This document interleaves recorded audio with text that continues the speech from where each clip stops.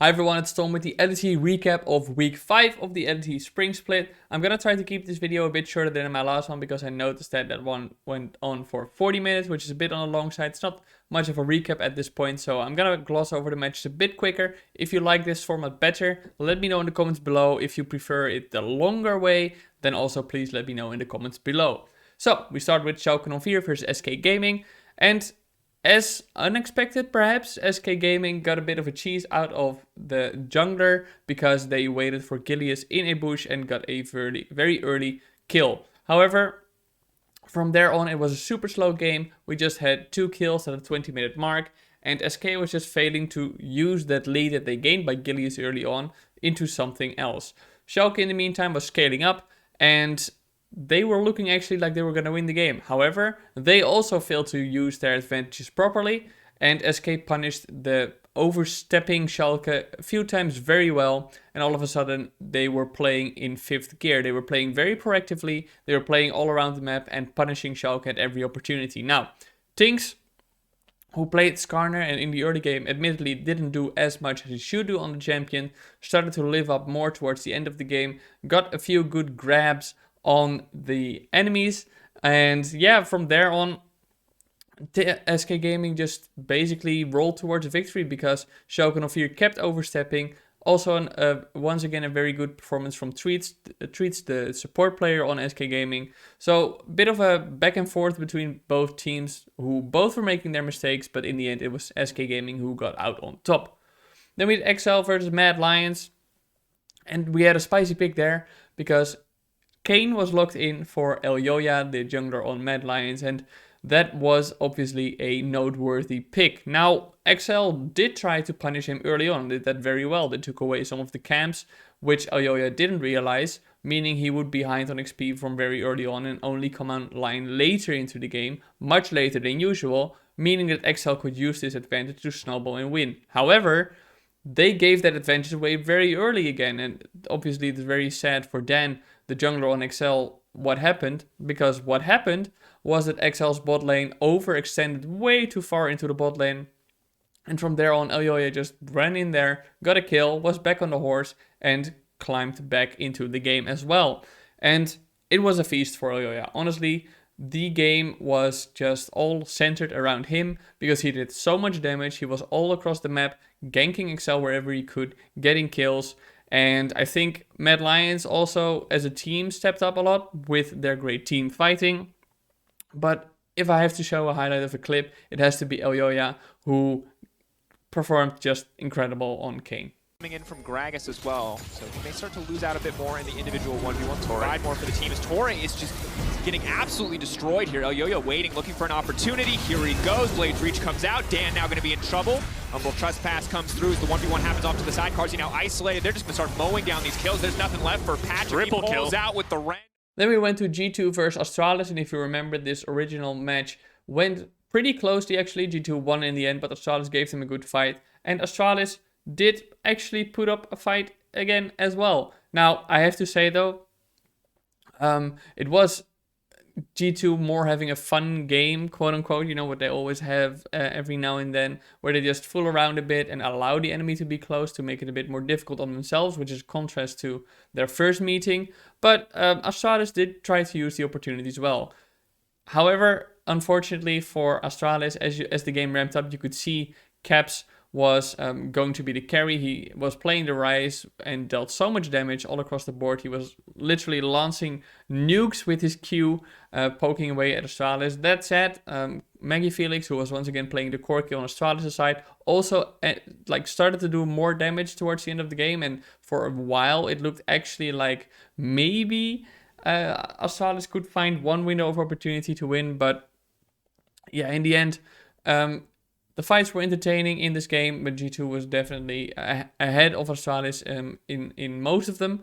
And there was, as I mentioned earlier, Astralis did end up having one serious window of opportunity to actually win the game against G2, or at least give themselves great odds at doing so. Maggie Felix solo killed Caps in the top lane, where they were having a bit of a 1v1, and the rest of G2 was stuck in a 4v4 at the Elder Dragon. Now, Astralis played it very well, and they stalled G2 long enough for Maggie Felix to join up the fight. So this was a 5v4 for Astralis. And they engaged, but it went completely wrong for them. G2 dominated the team fight. It was a poor pick from Astralis, how they entered this fight, which by all means they should have won, and they could have realistically ended up doing some serious harm to G2 there and potentially found a way back into the game, but they didn't. And G2, with honestly great recognition of how Astralis was messing up in a team fight, killed Astralis and won the game. Then we had Misfits versus Rogue and Vitality versus Fnatic. And why I am clumping these games together is because both games were stomps. First we had Misfits versus Rogue, and Misfits could not do anything on the map at all. Obviously for Vander, who used to play on Rogue, a bit of a deception, I would say, to lose this hard against his former team, but Rogue was completely in the game. And Vitality versus Fnatic, this is going to surprise many people because it wasn't Vitality who got stomped, it was Vitality who stomped Fnatic. There was an absolutely brilliant performance from Skeens in the jungle on his Lilia, who was just getting kills left and right everywhere. Fnatic, I have to say that Upset and Hylissang in the bot lane, they played very well. But Whippo, Selfmade, and Niski had no impact on the team whatsoever. They were completely out of sync. And I think this is a very good sign for Vitality, because the way they absolutely stomped Fnatic showed that they are on a right path. Obviously, they still have a long way to go. But from everywhere, in Shigenda in the top lane, who is now being nicknamed the Shy Genda. Skeens in jungle, as I said earlier, played very well. Militia, I still have to say, wasn't super impressive in the mid lane. But in the bot lane, we had Crown Shot and Labrov, who were also doing a good job. So overall, a great showing from Vitality, who took advantage of a Fnatic that looked incredibly unstable. And that closed out the game, the day. Then on day 2, we kicked off with Excel versus Astralis. And interestingly enough, Excel banned the Skarner from Zanzaro and the Corki from Maggie Felix, throwing a bit of a gauntlet in their face and saying, okay, so what else you got? You found your comfort picks, but what else can you do? Now, both teams heading into this game had very poor early game stats. I think they were 9 and 10th in things like goal difference at 15 minutes, XP difference, just terrible stats. But this time the early game was actually pretty exciting. Astralis played proactively, and Excel was a bit caught off guard by it.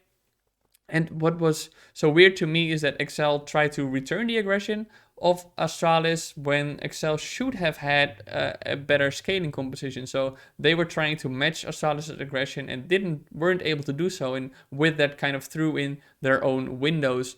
So even though Excel seemed that they would scale better, they just weren't able to do it. And I think a great example of Excel picking a fight that ended up going horribly for them is this clip. But he has to look out because there's everything he has to dodge. He's on a high agency AD carry, but is it enough? They're looking for Zanzaro, but there's the Stand United cries, and Torre now overstepped. Promiscu dives in from the side. The Amateur Shadows is so much. You can see the wombo combo coming out from Astralis, and as soon as Excel didn't get the initial burst, the game was pretty much over. Astralis just continue on the front foot, and you can see the hope is Patrick, where the hope is dead, and Jester willing to take a little bit more. Credit where credit is due, though. Astralis played it very well. Then we had Misfits versus SK Gaming. A very scrappy start to the game. There were SK dove in the bot lane with a great play from Jesu, but then they stuck around there too long, which allowed Herit on Misfits' side to TP to the bot lane and get 2 kills in return. And Genox, for some reason, didn't teleport to the bot lane to help out there, even though it was up. Still, in the early game, it looked like Jesu was super strong with an early 5-1 score.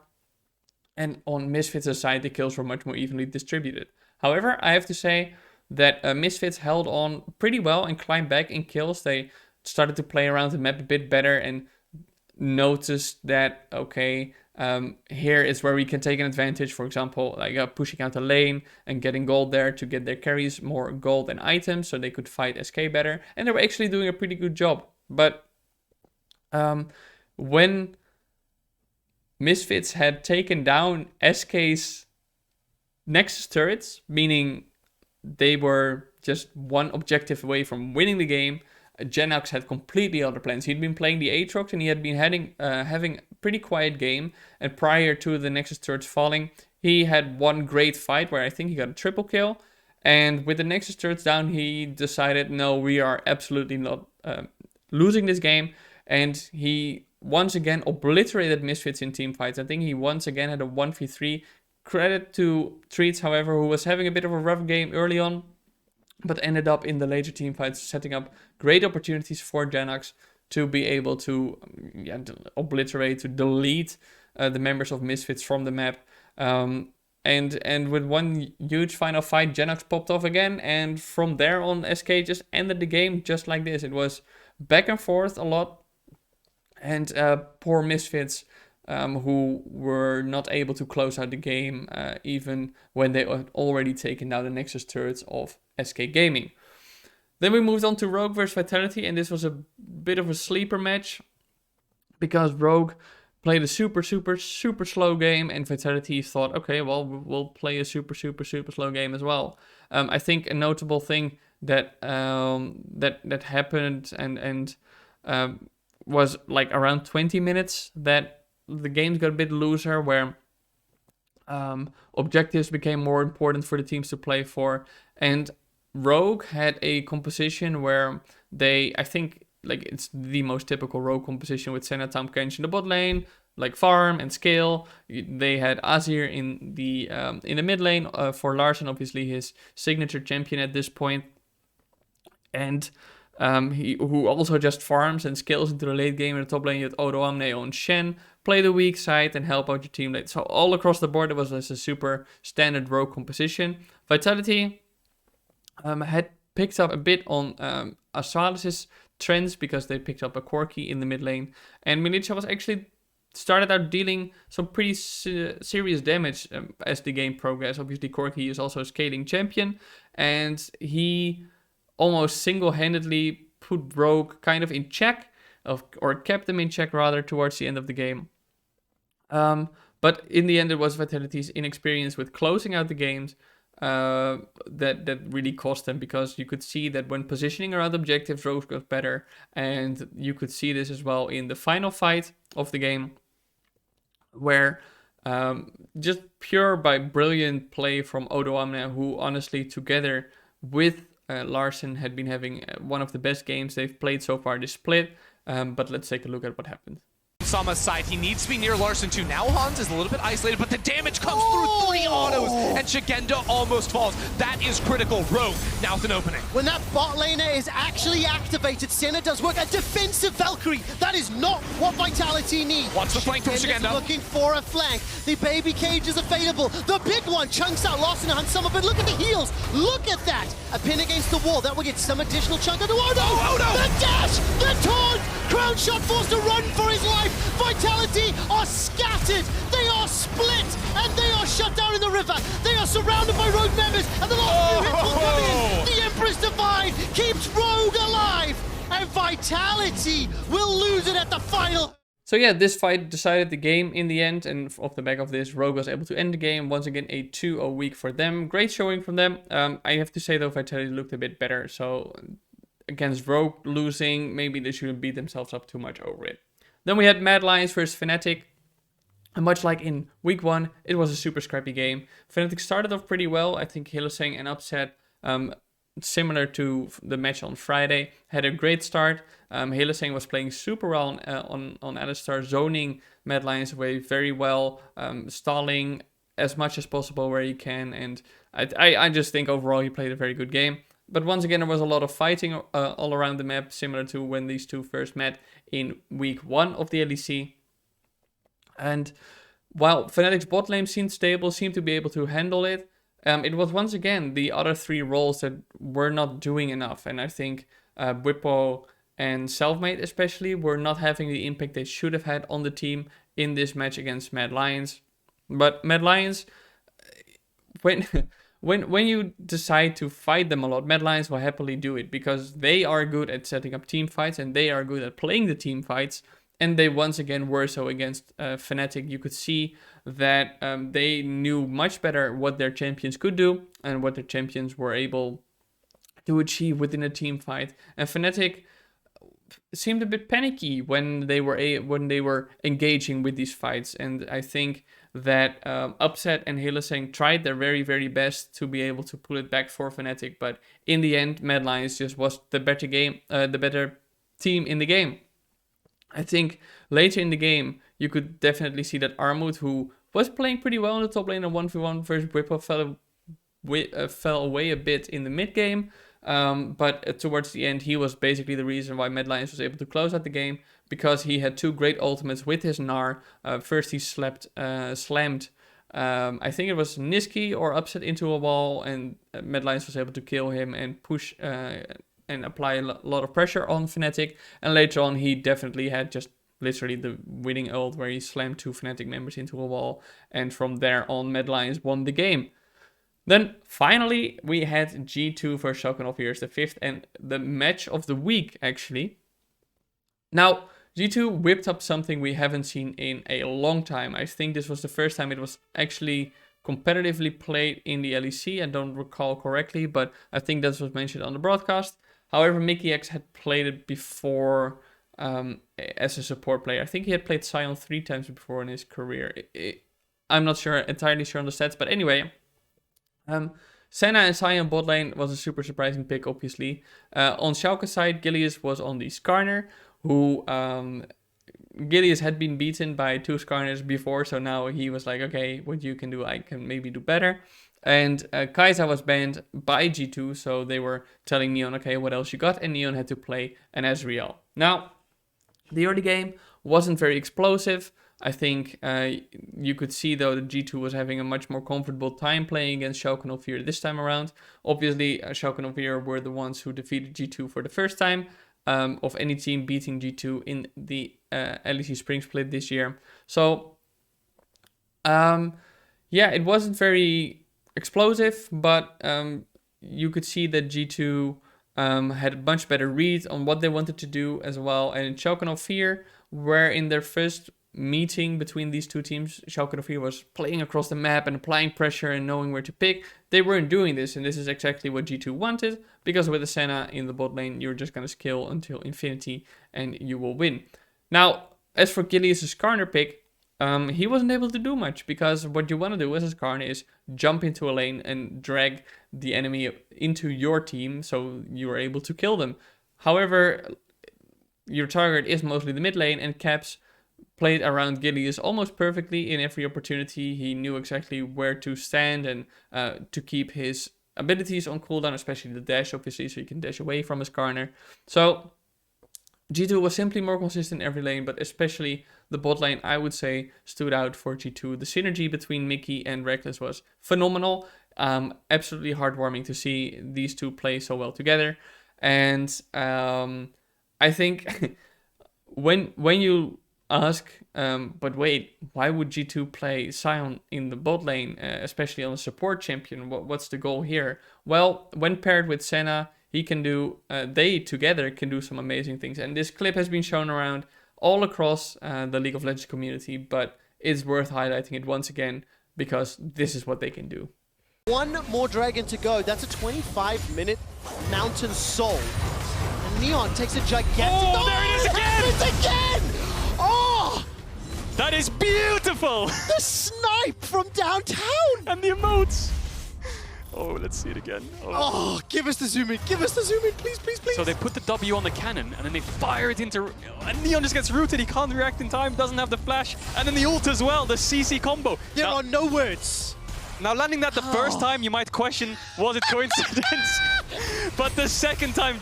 And Schalke 04 simply didn't know how to handle this combination or any of the other plays G2 was making. You could see G2 was in this creative mode. They were feeling it. And yeah, you're just not going to beat them really then. So that brings us to the standings at the moment in the LEC. In first place, we have G2 and Rogue, both with a 9-2 score at the moment.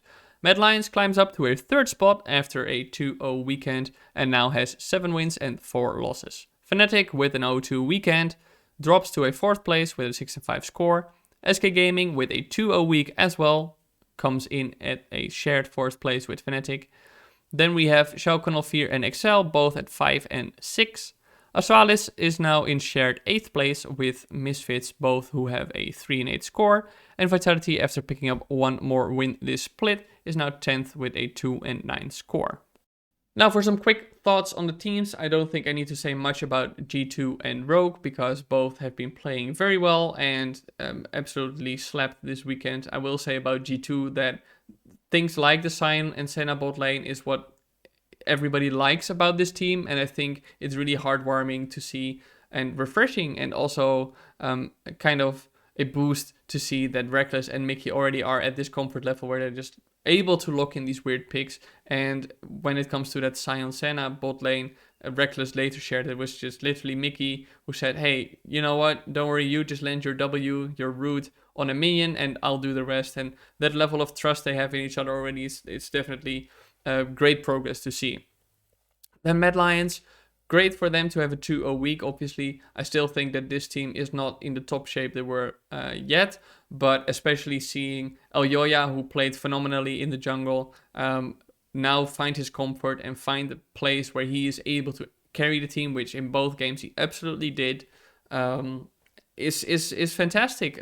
This is a team that many people had high hopes for, and I think seeing them slowly get into that shape where they are able to pull off consistent performances and are able to play more comfortably is something that everybody should be happy about for the competitiveness in the LEC.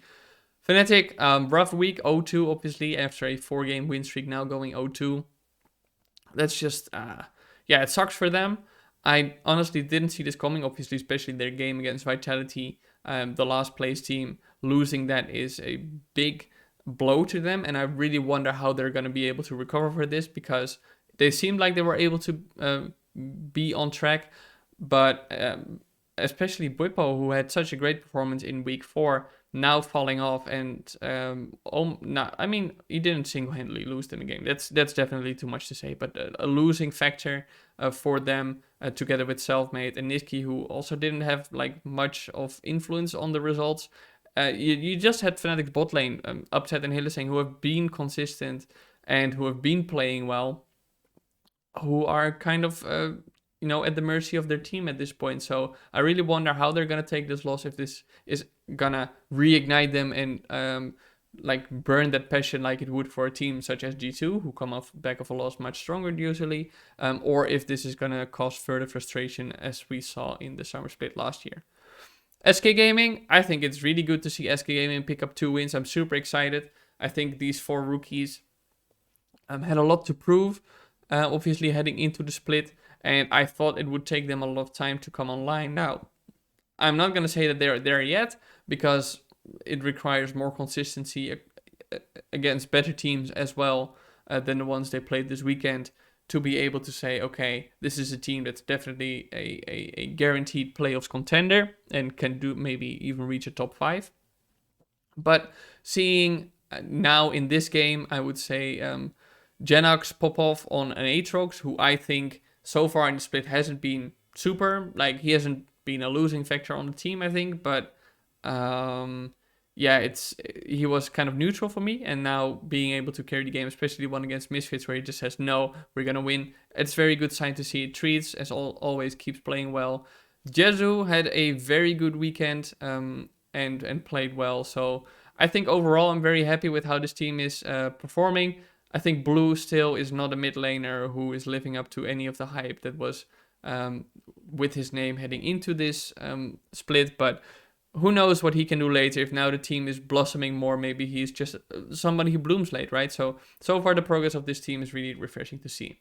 The Shogun of Fear going 0-2, going 0-4 actually after going 4-0 in weeks 2 and 3 is obviously a big loss for them and really rough to see. I don't know what's going wrong in that team at the moment. Maybe they are not feeling too comfortable with this new patch, or they feel like they need to be innovative, which they maybe were, heading into week 3 and week 2. But now at this time, they are maybe too predictable for the enemy teams. It's really rough to say what's going on for them, but they are not playing proactively enough. And when they are miscalculating how they should play it, and they end up being caught out, which obviously hurts them a lot if the enemy knows how to punish it, which has happened to them so far.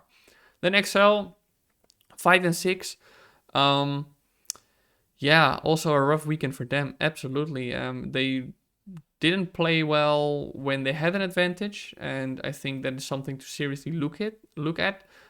Like so far, where they found success, weirdly enough, is being behind early on and fighting their way back into the game. And now, when they got an advantage, all of a sudden they're losing. So, don't know what's happening there.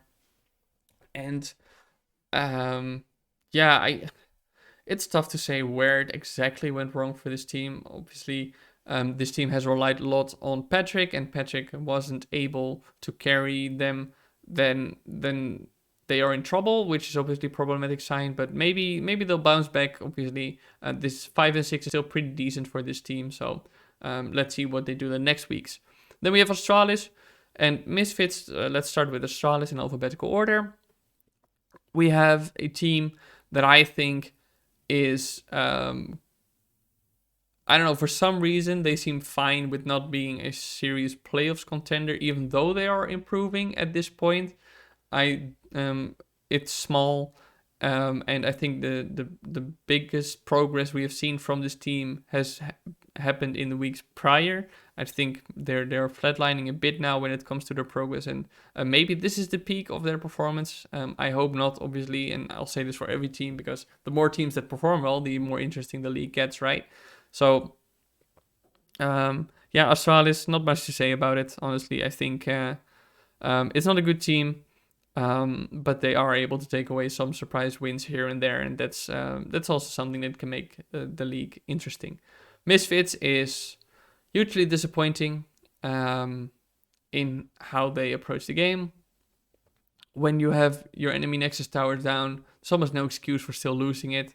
You just need to play sensibly into what the opponent is bringing and how the opponent is trying to salvage their disadvantage, and they aren't able to do this. It's very frustrating to watch. It's obviously also very frustrating for the team members and for everybody who's like a Misfits fan, right, to see how they're performing. But it is what it is. I don't think that they will be able to qualify for the playoffs anymore at this point, because if at this point you're not showing signs of progress, then it's really hard for me to consider that to happen in the later weeks, right? Even the Schalke Miracle Run started coming online in week 5. You saw like, okay, they are making progress. Even in week 4, I think you could see, okay, there is something happening here. And with Misfits, it just isn't. Lastly, we have Vitality. Now, 2-9 is obviously very bad, and they went 1-1 in the week, which is also not going to get them to the playoffs at this rate. But I will say that they obviously showed big signs of improvement in the team. I don't know exactly how this is going to continue. If this was just a one-off weekend where they all felt the drive and the thrill of wanting to qualify. But you can't deny that they are making progress. And even in their game against Rogue, they had a serious chance of winning the game. Now, the fact that they didn't in the end is bad, right? They should use every window of opportunity they have, but this is a learning process for them, so I'm willing to cut them some slack there, especially with Crownshot now in the bot lane as a new player. And I think Vitality is not going to make playoffs, but if this is a project they're willing to stick with for the summer split, then at this point I could see them maybe being like a better contender then. Still though, yeah, I wouldn't favor them in most of the matches that they're playing left in the split. They are playing some very tough opponents. Fair enough. But nah, I don't see that happening. Then we go to the LEC SuperFantasy League that I created, the Lobby McLobby phase. If you want to join, you can do so in the description below. But let's take a look at the top 10 as it is after this week. In first place, we have 3,034 points for Stepan. Witacast follows with 3,030 points. Then it's LocoX with 2,984 points. I am in fourth place now with 2,837. Then we have Lucky Reed with 2,594 points. Bene at 2,577 points. Faramir has 2,509 points. Goldfire has 2,472 points in 8th place. Never Lucky is at 9th place with 2,432 points. And then we have Apolloneer 1,200 at 2,411 points. That's my recap for today and for week 5 of the LEC. If you like this video, please don't forget to like and subscribe if you want to see more of this content. And also let me know in the comments if you liked this maybe faster discussion of some of the matches, but also which matches stood out to you, which highlights stood out to you. And stay tuned for more content because I have some interviews coming up in the coming week. So I'll see you there.